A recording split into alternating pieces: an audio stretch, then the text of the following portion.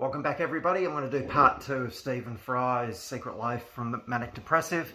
Hopefully you enjoyed it. If this is part 2, so please go and watch part 1 first of all. It's a great documentary and hopefully it will help some people because I think it's very educational but also entertaining.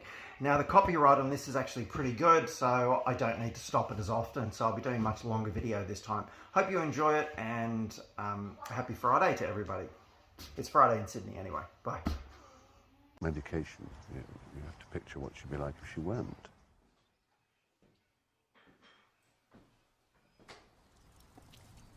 A medical expert told me almost half of those suffering from manic depression aren't diagnosed at all. Frightens me to think of people having symptoms like Carrie and not knowing what's wrong with them.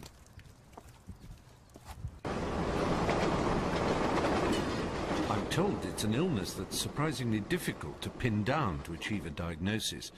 Now, I'm diagnosed bipolar, and bipolarity is a disease of the brain. So a brain scan will surely reveal a sign of what I have. The research being carried out here at the Maudsley Hospital in South London compares normal brains with bipolar ones like mine. So we're coming right to the front of the brain. Goodness, that's okay? my eyes. And so Yes. just grabbing the front of the nose, and then we'll scroll back through. That's my face, Any virtually. little chubby cheeks there as well. My little chubby cheeks. But by looking at a sample of slices from a brain, you can't tell, or can you, whether someone is bipolar or... When it comes to bipolar, looking at a single subject's structural scan would not give you diagnostic information at this stage. Is there anything you see in my brain that leads you to the view that I am bipolar? No, I think it's the short, very short answer to that. So there is as yet no brain test that can diagnose bipolarity. But I've been hearing talk of a bipolar gene. To find out more, I've come to have my DNA tested as part of the world's largest study of bipolarity, based here at Cardiff University. They have 2,000 subjects already, and now for 2001. Do I get my Wally Pop now? Yeah. So, this is your DNA? My DNA, thank you so much. Oh, it's so attractive. I knew it would be. It's beautiful, isn't it? So which way now? Okay, so we'll go up to look at the sequenome. You know it must be good just from the name. It's don't you? fantastic. Yeah. Welcome to the sequenome, Mr. Yeah. Bond. What we have found is that if you simply compared people with bipolar disorder against people without controls, we don't actually see any overall difference. Unfortunately, the press, you know, as you know, they'll publish reports saying the bipolar gene or, you know, whatever. And that's completely incorrect. There'll be many genes that are involved in bipolarity. So at the moment, there is no clear-cut test to show if someone is bipolar. How then do you tell? How was I diagnosed all those years ago? Well, a psychiatrist simply asked a lot of questions about my behaviour and my feelings. At Cardiff, Nick uses the same process, but involving 200 questions to carefully build up a picture of a person's life history of manic depression. We've developed a scale. When I found out information from you, I'll tell you where you score on our scale. Right. Looking back, times when you think perhaps it was something a bit out of the ordinary or unusual, caused a problem or you needed treatment. Well, I suppose the first time I needed treatment, I think I was 14.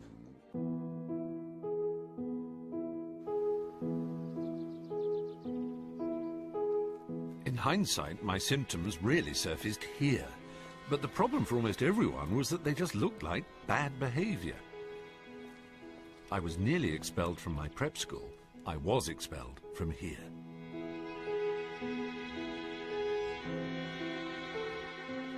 It's very strange revisiting a place where one was so intensely alive as to be almost in a constant state of edginess and I suppose what one would call mania now.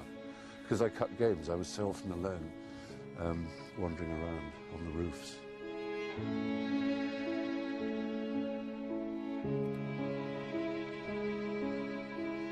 I think I used to crawl all over the roof for a mixture of risk and power when you're looking down on people. The effect of my behaviour was, of course, to make me unbearable, really. I mean, it's a show-off and loudmouth and completely impossible to handle and disruptive. Oh my God. See, thin. I may never have been a good-looking boy, but I was once thin. I got out the Fry file. Oh, no. Meeting my old housemaster and his wife ensures an uncomfortable reminder of past crimes, like being given permission to go to London and then not returning. We went to see films. We just went nuts. Yeah, that's to right. cinema. Yes, yes. I mean, one of which was The Clockwork Orange. That's My right. father thought, oh my God, all the films that he might have seen. But I was consumed and gripped by it. Well, you should have been back. A lot earlier. I had the Metropolitan Police out looking for I didn't realise that. I never realised that. Stephen has been a problem. The letter from Gerard Hall. That psychiatrist. Suggesting various things, adolescent depression, mild depressive illness rather than just unhappiness. Behaviourally, he can be quite infantile. I think Mr. Fry, that's your father, may have mentioned that the advice given to him by doctors in London suggests that he might have some brain damage to account for this. That's a crude way of... Good Lord. We were not aware of any drug taking or sexual offences, however. Phew. Well, gosh, he didn't know much then. And then the awful thing, which is the stealing, that gripped me. You didn't need money. You didn't need to steal. No, it was so odd. So you didn't know it was I who was the... I wouldn't have suspected it at all, Stephen, no. You laid a trap in Matron's... We did, which Elizabeth... That was him. You were hiding in Matron's room. I was in her bathroom. It was a terrible shock to see you. Strange emotional turmoil I was in. Stealing things that I couldn't possibly want, you know. As well as stealing money, it must be said, which I did want, I suppose. Did I feel shame when I stole things? I suppose I did. But there's something very extraordinary about going through, going through a room where you're not supposed to be looking for things. And it's like when you watch it in a movie, when the hero is burgling somebody's flat or something. It's very nerve-wracking. Your heart is in your throat. And it's a real buzz. And considering I didn't do any sports or anything else that gave me any kind of adrenaline rush, which sport is supposed to do, maybe that's what it was. Whether it was part of a disorder that can be given a name, I don't know. It was bad enough for me to have to go to a psychiatrist anyway. That didn't lead to a diagnosis of manic depression, probably because, like the school authorities, like my parents, and to be fair, like me at the time, why would you have thought it was anything other than bad behaviour? So I was expelled and just stumbled on, continuing to steal as I went. By this time I had progressed to credit cards stolen from the jackets of my parents' friends. This led to my next big manic episode, when I used the money in the most grandiose way. When I was about 17, going around London on a stolen credit card, it was a sort of fantastic reinvention of myself, an attempt.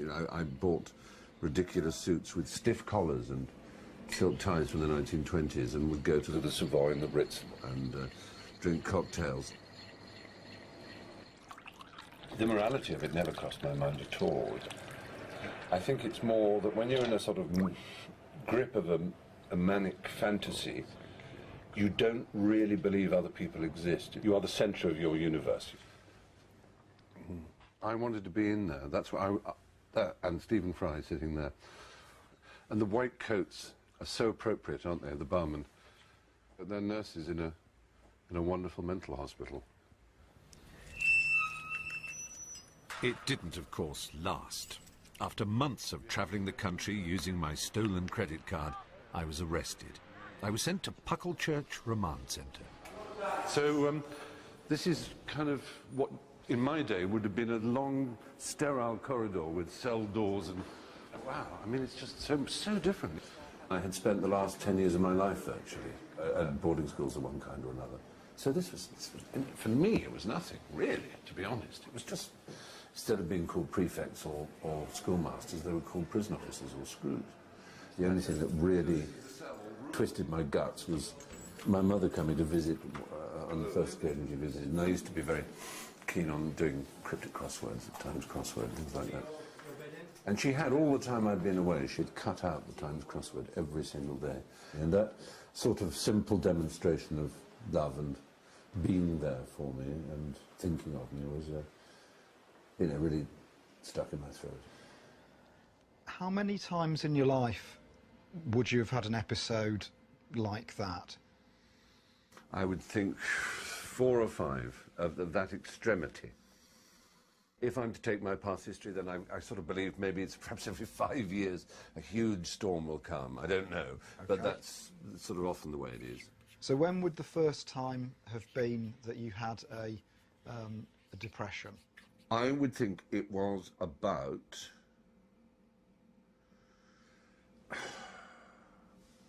6 months before that manic experience, oddly enough. When you've been depressed like that, what's your self-esteem like? Oh, it's absolute zero. But stand up from a sofa and walk to the fridge is an actual unbelievable effort. Everything that happens is because you are a cunt. It's because I'm a complete wanker, that's because I'm an arsehole. You kind of almost have a Tourette's view of yourself. You think of death all the time. I mean, even if you're not feeling suicidal, you're just constantly aware of death and aware that you're in death and how welcome it would be. That's when I tried to kill myself. Right, so you'd have been... 17. It was tablets, was it? Yes, I took as many as I could, and as many variations as I could in order to make them as toxic as possible. Unfortunately, it just made me projectile vomit. And I do remember absolutely that it was it was a suicide attempt, not a cry for help. Looking back through your life, just roughly how many episodes of depression like that do you think you've experienced, just roughly? I should say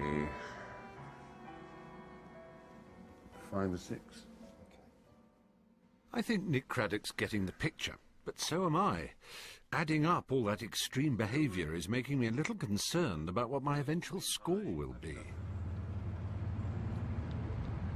Something that always bothers me is whether I could have avoided some of these harrowing moments if I'd just been diagnosed earlier. But that's actually now a very controversial issue, because in America, psychiatrists seem only too happy to diagnose children. As a result, Susie Jensen, who lives outside San Francisco, has known for 5 years that both her young teenage sons are bipolar. I'm Stephen Fry. Nice to meet you. How do you do? Thanks so much Come for on in. letting us come. Thank you. Absolutely, no problem. Is there a thing you can say, you know your child's bipolar when, ... You know your kid's bipolar when they're putting their feet through a plate glass window in a rage after they have been raging for 3 hours about something that you can't even remember what triggered. And certainly risky and dangerous behavior. I mean, Ian at one point went up on, we had an A-line roof, and he went up and was trying to walk the narrowest point of the A-line, you know, with his eyes closed. I didn't do it on the A little railway, extreme, but I used to you know, Yeah, you know your kid's bipolar when the behavior is so extreme that I had a neuropsych evaluation done on Ian. And when I went to get the results of the testing, the psychiatrist, he met me in the lobby. He said, you know, I've just, in all the years that I've been doing this, I haven't been this concerned about, you know, the results. And he went on to tell me a story that Ian had told him about he was walking into a room with bare feet and could feel a sensation under his feet that he couldn't recognize. Until all of a sudden he looked down and realized that it was my dismembered body all over the floor that he was trotting over. Now that is... Yeah, you don't want to hear that, really, do you? It's concerning. How old is he then? 6. 6 years old. Do you ever enjoy your mania, or do you find it a real No, tough? I don't. No. I mean, I don't like it. No. So when you're doing something like bad, like throwing something or fighting In a bad mood in a fight or something. Yeah. Do you feel that's you and that you're right to be in a bad mood and the rest of the world is shit? I do sometimes, yeah. Yeah. I do. Diagnosed at 11, Ian's now 16. By that age, I'd already been expelled from school, so listening to him reminded me of my own attitude. It's actually, it's a drive. It's like it's feeding some need that he has. Yeah, that's you what I can think see too. it. You I can think see it. It's Yeah, it is kind of the drive, something I need, something that happens. Ian's brother Todd is 13. He was diagnosed when only 8. His behaviour, even at the special school Susie has managed to get both boys into, is causing problems. While I am with her, she's called to the school. I'm normally not here until 2:30, but I got a call from the administrator saying that Todd had a difficult morning and had actually, unfortunately, thrown a chair at a staff member and hit him. Was there a reason were you just cross? I was just, well, I just wanted to take a walk because I was kind of feeling pumped and angry, and they wouldn't let me do that, and so I just kind of got mad. You just got, yeah, frustrated. Yeah, and hurled the chair at the guy. I was about, I think it was about 8 or 9, and there was a nurse at my school, and I was trying to do my laces up. And she told me to do double laces, and I didn't know what that meant. And I actually slapped her right across the face. And I've never known anything like that absolute rage inside me. And it's really, and it was such a stupid thing because she'd told me how to do my laces up.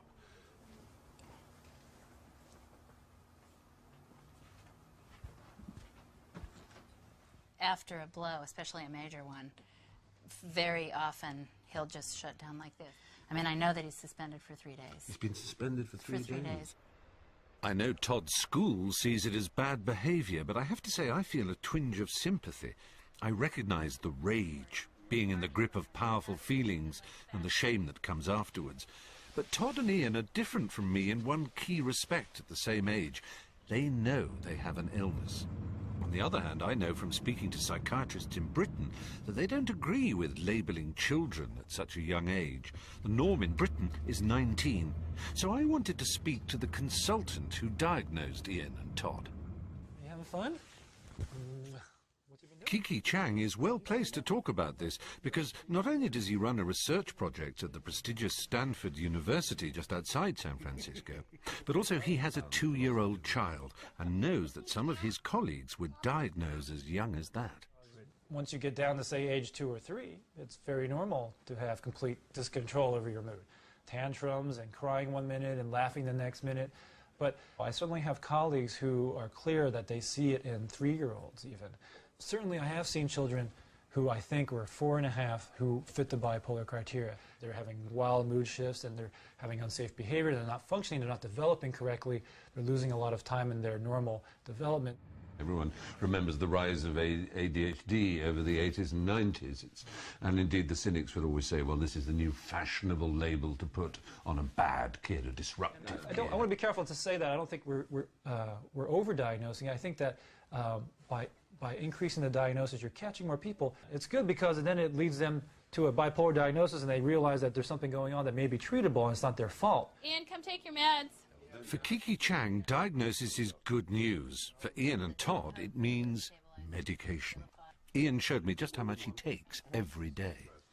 Welcome to our pharmacy. That's what I like. We're proud of it. Pharmaceutical. So you got Prozac, Lamictal, Adderall, Clonopin's like a tranquilizer type? Yes. I can tell they help me behave when I'm having a hard time. This is Ambien, which I take. Oh, sleeping pill, isn't it? Yeah, and Concerta, which I take in the morning. Concerta is, that's like Ritalin kind of. It takes me the better part of an hour to stand and fill both of their medications. All of that to take the edge off a 16-year-old's wilder behaviour. What I think, I'm not sure. I know British psychiatrists are concerned about the harm strong drugs might do to young brains, especially when they're not 100% sure the diagnosis is correct. But if the drugs help Ian and Todd to avoid wrecking their lives and their mothers, then surely that's a good conclusion.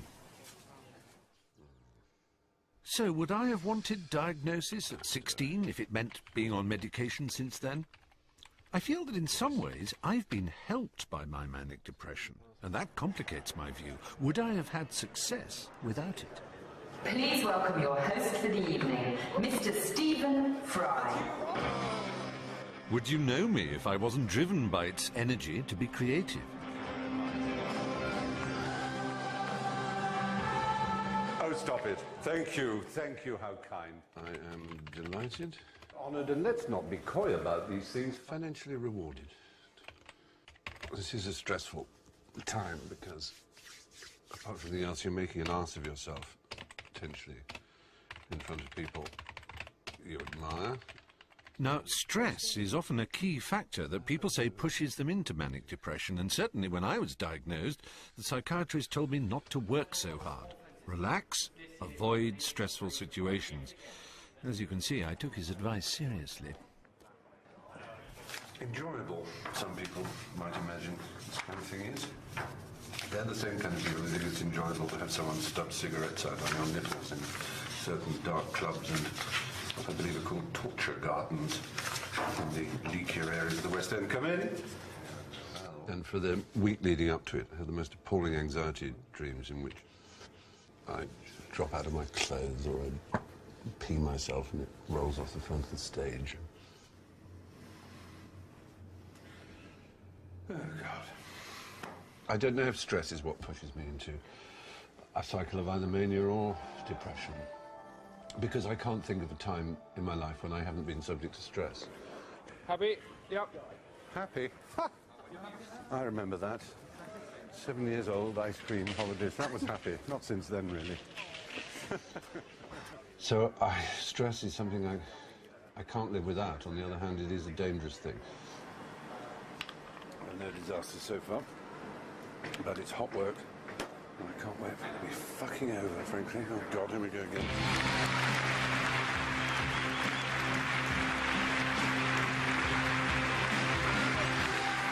I am delighted, honoured, and let's not be too coy about these things, financially rewarded to welcome you to this most prestigious... Well, the real thing seems to go off okay for another year.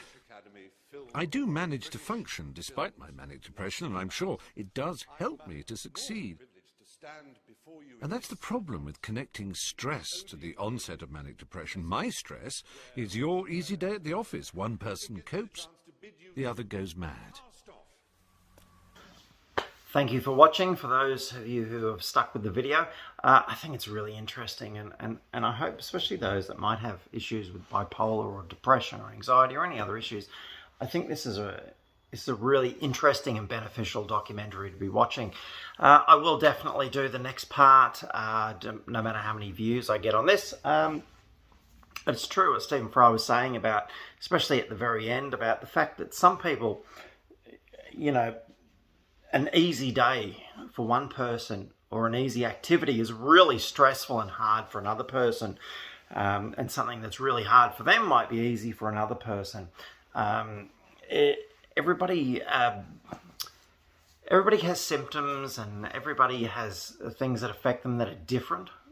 And when I deal with my patients, a lot of my patients actually do have mental health issues as well, because I mainly deal with people with chronic lung conditions, and people with breathing problems tend to have more anxiety and depression issues than most other people, just purely because breathlessness is frightening and therefore causes anxiety and so forth.